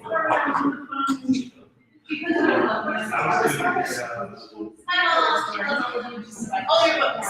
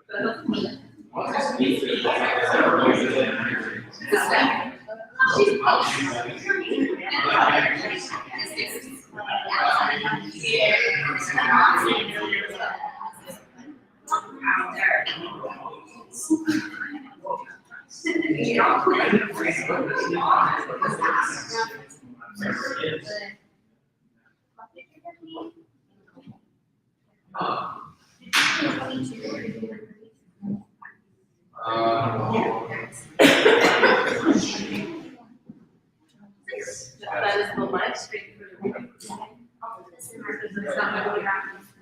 which, what, no. Do more than like look at yourself the time. Nothing else.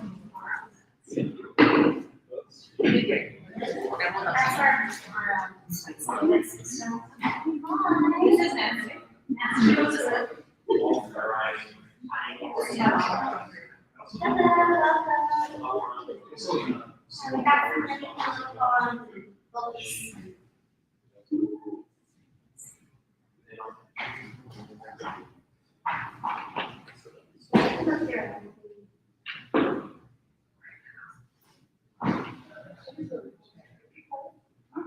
I'm standing over there, it's fine in terms of right here. It is part of the thing, but I can't turn this one on. You do that. You set me up. No, not for the last.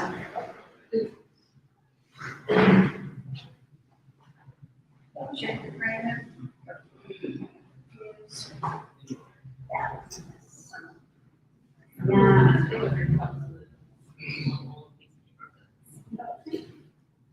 And I thought of that earlier, there's a point I looked down and it was like 4 cups. I mean, now we have cups. Those are your cups. Yeah. You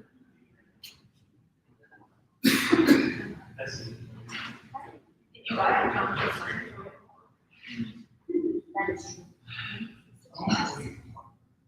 Nobody said, where's the local? The local share though. I know it wasn't going to stop until How'd you not know? Oh, that's sad. Your grandma says it. Oh, nice. No, I know. Everyone uses it. I know. Yeah. He's well known.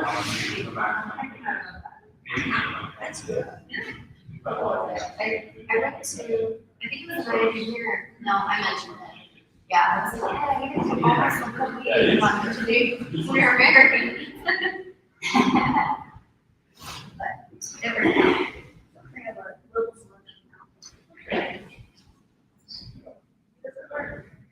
Yeah.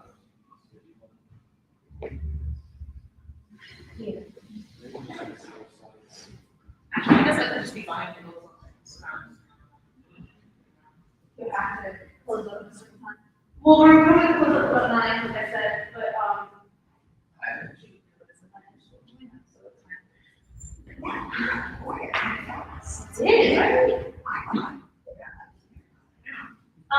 you were getting part of the set, right? To purchase things.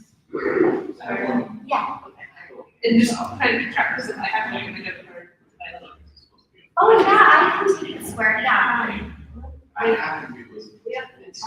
And they're going out tomorrow, and I messed this up last time, so I'm trying to fix it before they go.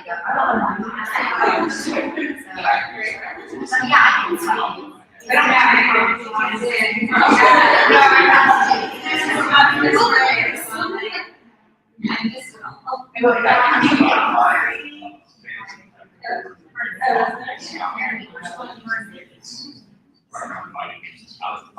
So what do you do? You have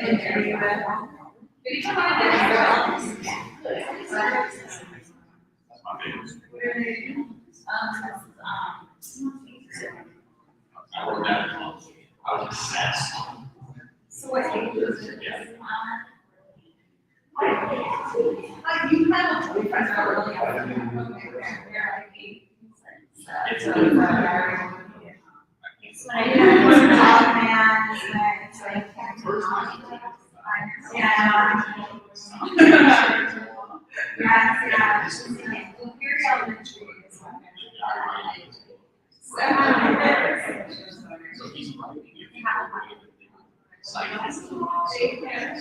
They can use this, it's just this is better. It works better. It's okay.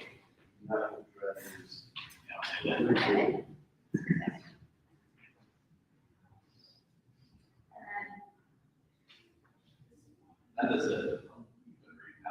Well, I'm glad these worked out. Oh, that is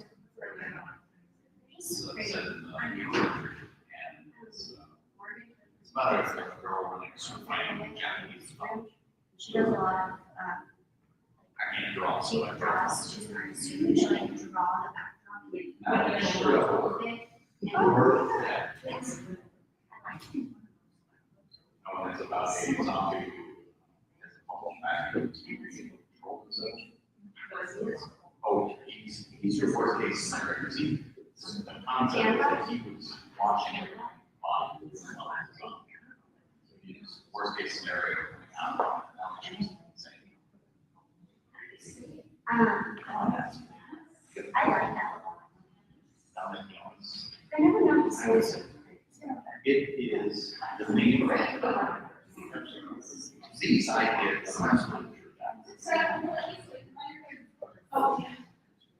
These are my favorite art. That is legit. Nice kind of comfortable. But the name is a Roman emperor. I only know you should see this. The best they can figure is people who got control also. The bad people. That being a good story here. What happened in that forest? It's funny for our education.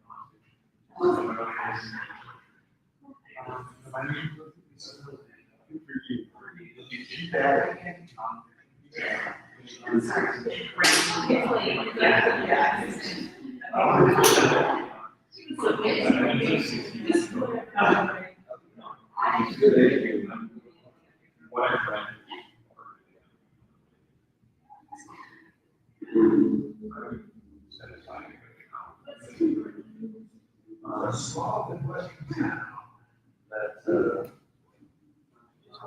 organized basically opposites of the obvious factors.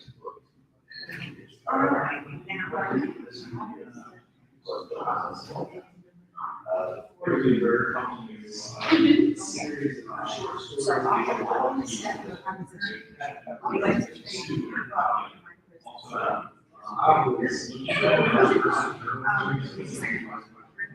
It's a thing, isn't it?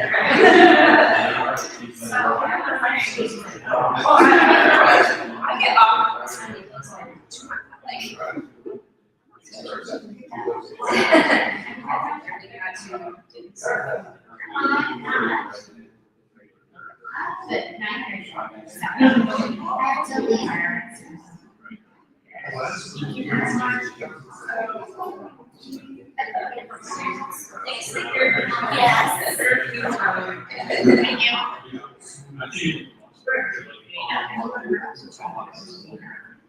This is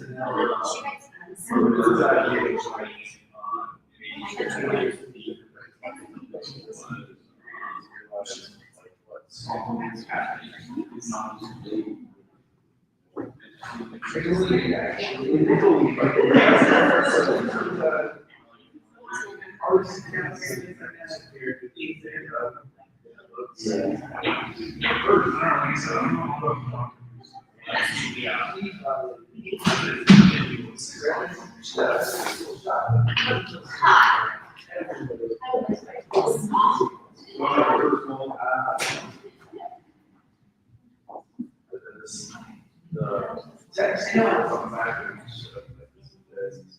that's kind of what is extra strong.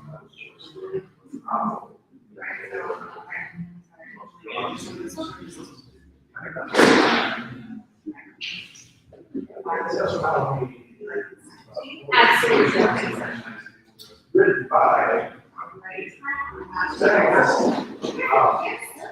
What kind of, you are baby? yeah, that's How can you get stuff on there? You can get stuff on those. Not yet. You have a now, yes. Yes. Should we clean up? Yeah. I have a copy of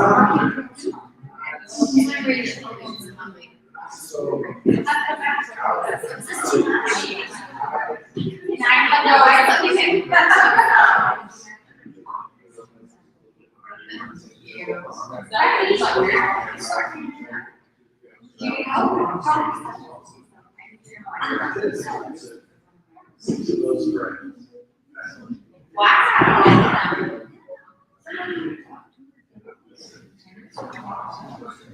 Those are pretty. You want me to stop it? Yeah.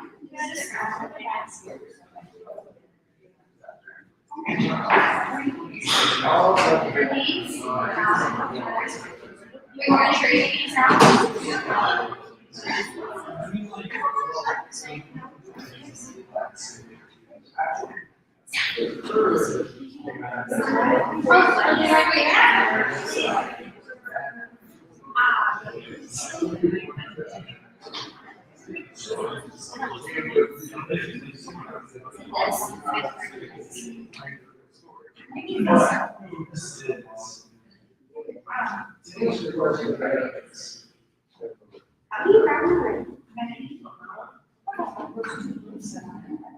The right response, okay, wait a second. Oh, so you have to get this. We're gonna have to do it. Or do you have it, do you have another cell? We have.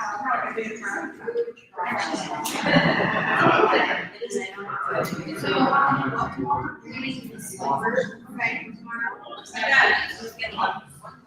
Oh, so, one and a thing. Problem is I never came up with a promise, so I never put my own. I mean, you wrote some, don't you have the graph? There, oh my god. Did you say, wait, yeah, we got one. So there were, do you want me to take a copy or do you want to? So we'll take it for a copy.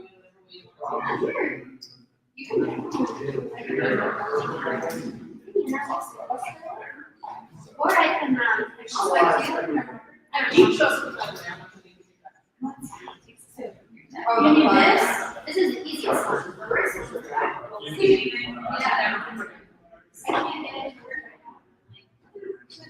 You guys have it for a while. No, it's my fault. I think This is wonderful meeting. I never turned around. I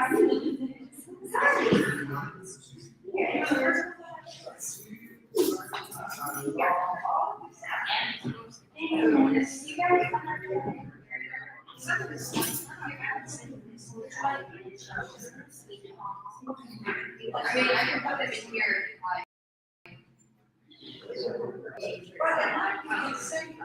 Thank you so much.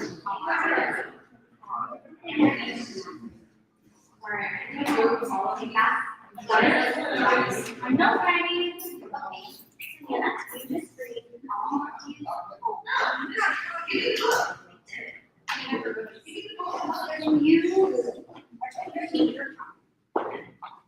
Yeah. Can you say mine yourself? Yeah.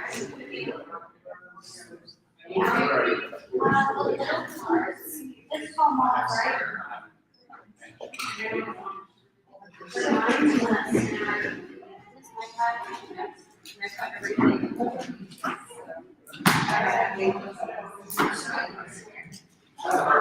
What'd you say? I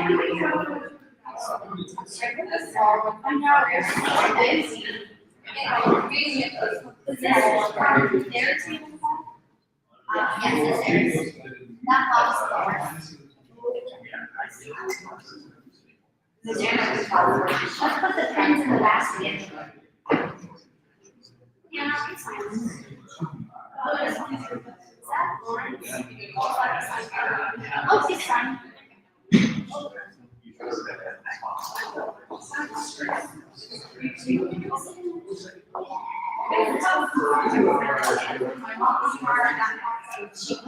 This box comes.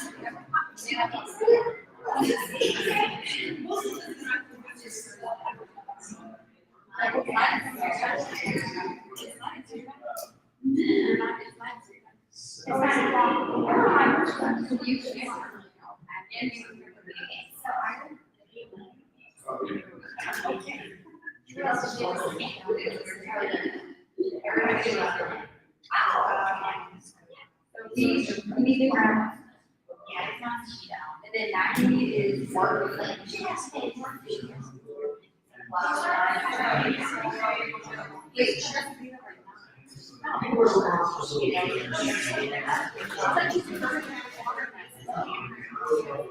She should probably go.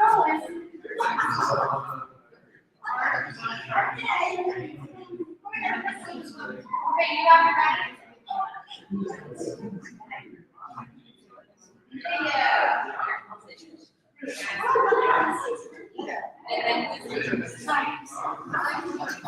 I think everyone else is nice. Is that on your own? Okay. You just leave your grandma. See your car. Okay, you guys. Okay, Maggie. Oh, yeah. Okay, thanks, guys.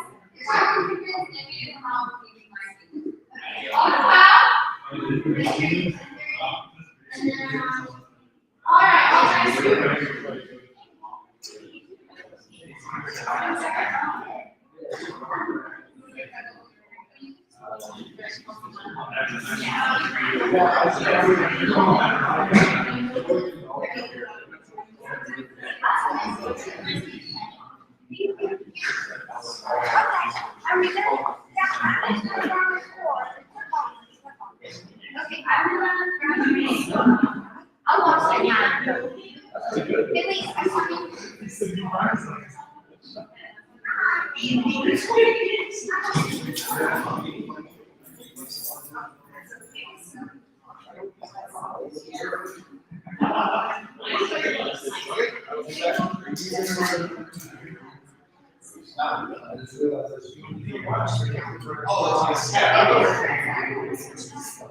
Yes.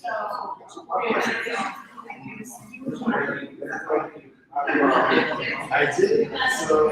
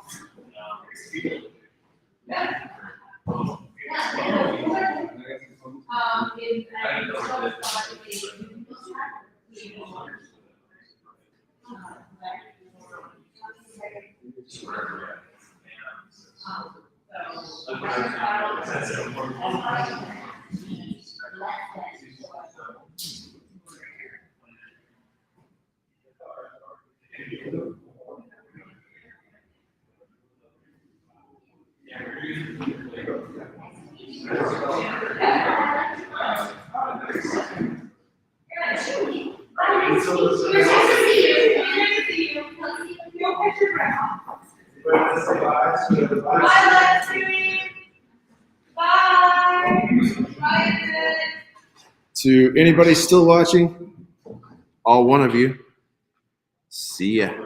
Thanks for watching.